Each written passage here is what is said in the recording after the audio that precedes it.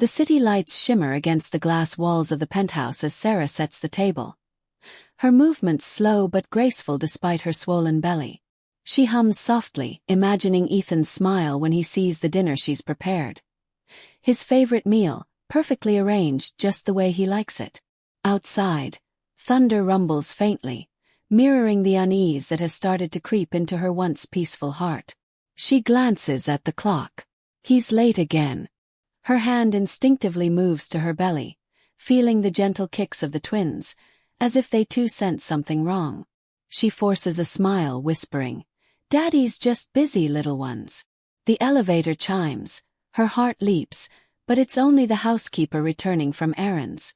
Sarah hides her disappointment behind a polite nod. Hours pass, candles flicker lower, and the food grows cold. Finally, Ethan walks in, looking immaculate yet detached. His tie loosened, his phone pressed to his ear. He mumbles a brief "hey" without meeting her eyes. The faint scent of a woman's perfume drifts past him, not hers. Sarah freezes, her chest tightening. For the first time she truly sees it. The distance, the secrecy, the indifference. The image of their perfect marriage begins to blur, exposing the painful truth beneath the glittering illusion. Camille enters Ethan's world like a spark in dry grass, dazzling, dangerous, and impossible to ignore. With her striking beauty and effortless confidence, she makes every man in the room turn their head, and Ethan is no exception. She studies him carefully, recognizing the hunger for admiration that lurks beneath his polished exterior. It isn't love that drives her, it's ambition. She sees Ethan as a gateway to power, a man who can give her the life of opulence she craves. With calculated precision, she plays her role, the attentive listener, the flattering companion, the woman who makes him feel invincible. She whispers poisonous words in his ear, telling him Sarah doesn't understand him, that she's become too fragile, too focused on motherhood to be his equal. Ethan, whose ego feeds on validation, absorbs every lie she feeds him. Soon, he starts skipping dinners, missing doctor appointments, and coming home with excuses wrapped in expensive cologne. Camille begins showing up at his business events, wearing dresses that command attention, her hand brushing his arm in ways that spark gossip. When Sarah's name is mentioned, Ethan changes the subject. To outsiders, it looks like a new power couple has risen. To Sarah, it feels like her entire world is slipping through trembling fingers. The world comes crashing down the day Sarah opens her phone to a headline she never expected to see. Ethan Blake spotted with model Camille Hart. New power couple? The glossy photos tell a story sharper than any knife.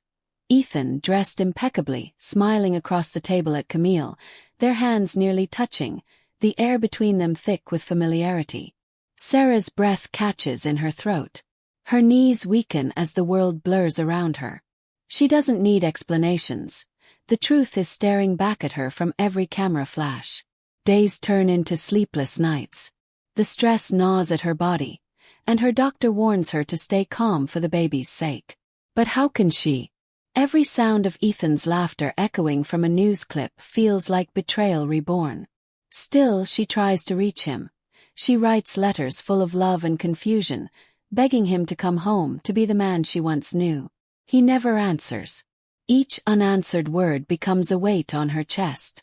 Late at night, she walks through the nursery alone, gently touching the crib she built with so much hope. Tears slip silently down her cheeks as she whispers to her unborn twins, "I'll keep you safe, even if I have to do it alone." Thunder crashes outside as Sarah waits in the dimly lit living room. Her trembling hands clutching Ethan's wedding band she found discarded on his nightstand. The front door bursts open. Ethan staggers in, his shirt wrinkled, tie loose, the bitter scent of alcohol and perfume clinging to him. "Where were you?" Sarah's voice cracks, heavy with fear and desperation. He glares at her, his eyes glassy and cold. "Don't start, Sarah. I've had enough of your whining." Her heart pounds as she steps closer, her voice barely a whisper. "Ethan, please. I'm your wife. We're having twins. I just need you to." But before she can finish, he explodes. "You ruined everything. You and your constant needs, your weakness. You've trapped me. His words slice through her like glass. She stumbles back, one hand instinctively covering her stomach. Tears stream down her face. I love you, Ethan. Please, don't do this to us. But he's already grabbing his suitcase. His anger fueled by Camille's venomous whispers. You'll be fine without me, he mutters, slamming the door behind him. Rain pours as Sarah collapses to her knees, her sobs drowned by the storm outside. By morning the world knows. Headlines scream. Ethan Blake and Camille Hart spotted vacationing in Monaco. Sarah's heartbreak becomes public spectacle. Her private pain now a cruel entertainment for all.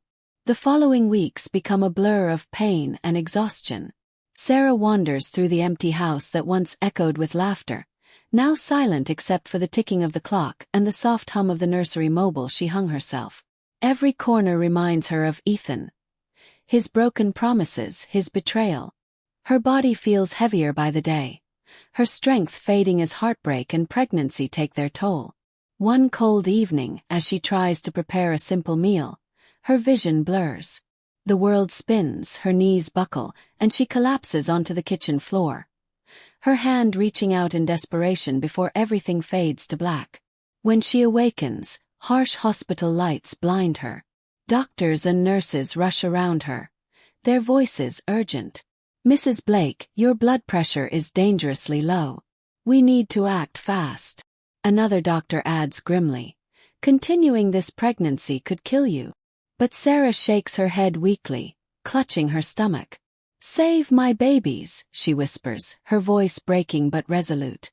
Her selflessness touches everyone in the room. Word of her condition spreads quietly through elite circles, including to Adrian Cole, Ethan's ruthless business rival. But unlike Ethan, Adrian remembers Sarah's kindness at past events. When he hears she's fighting for her life alone, something in him stirs, respect, concern, and a promise he silently makes to himself. She will not face this battle alone. Adrian steps into the hospital room quietly, his tailored suit out of place among the sterile walls and soft beeping monitors. Through the glass he sees Sarah, pale, exhausted, yet holding two tiny bundles in her arms with a strength that humbles him. Her eyes are closed, her face serene despite the tubes and wires surrounding her.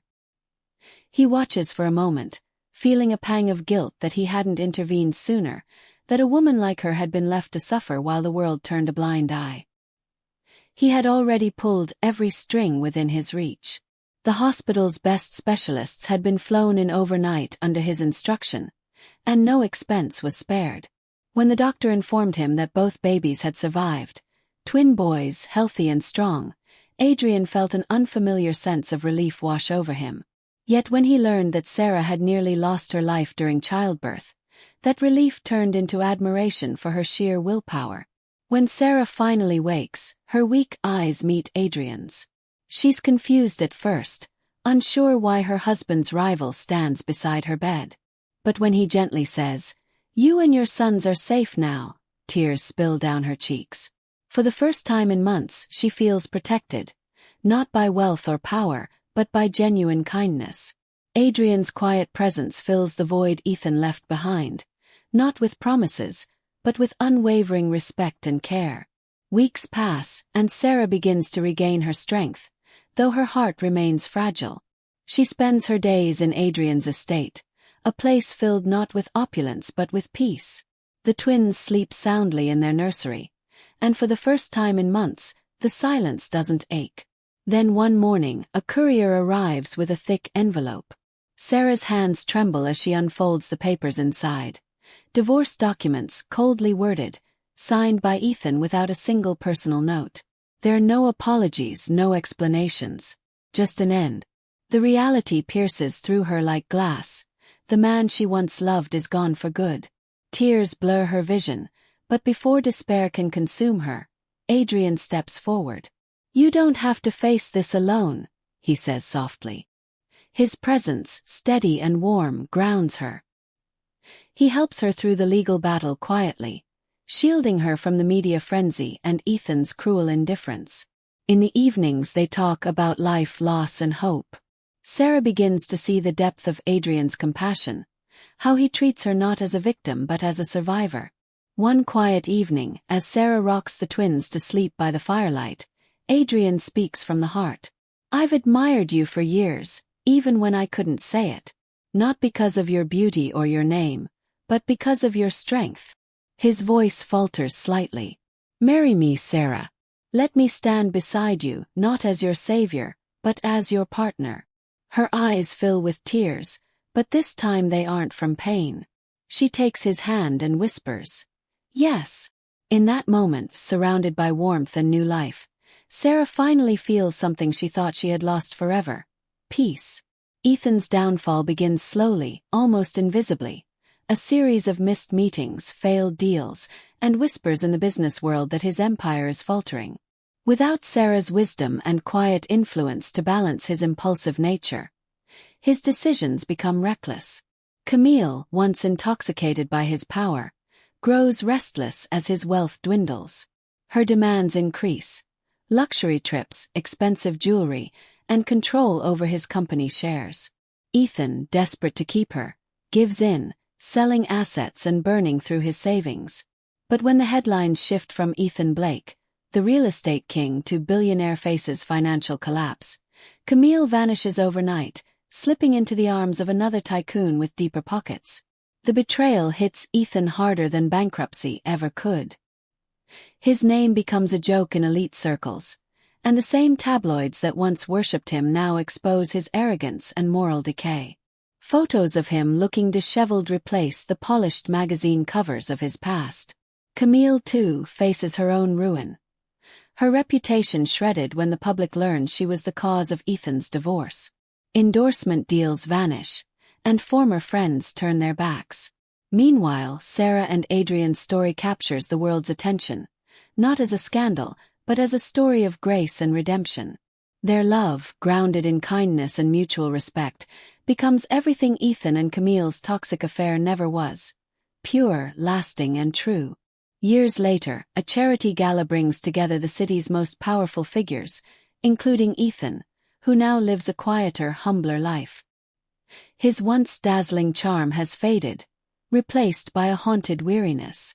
As he moves through the elegant ballroom, laughter and music surround him, echoes of the world he used to dominate.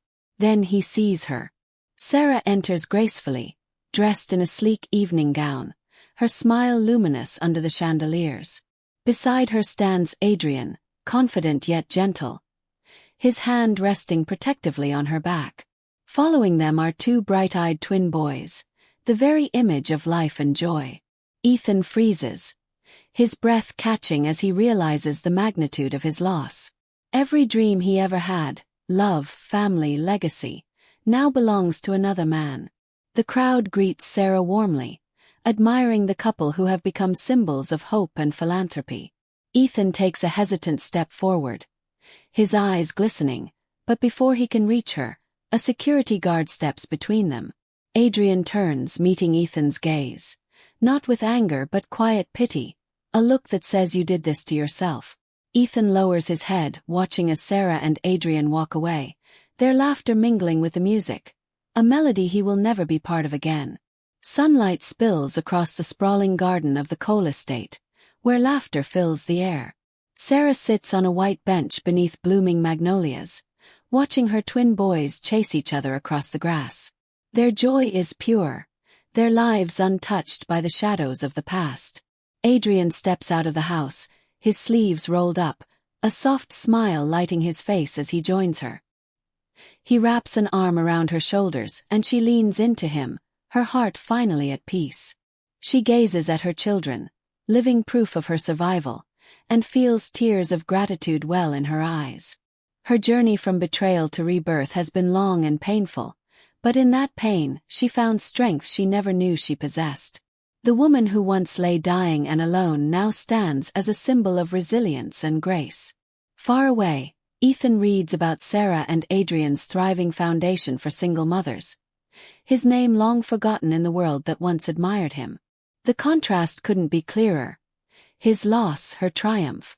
As the sun sets, Sarah turns to Adrian and whispers softly, Maybe heartbreak was just the universe's way of leading me to you. He smiles, and together they watch their sons, the promise of a love reborn.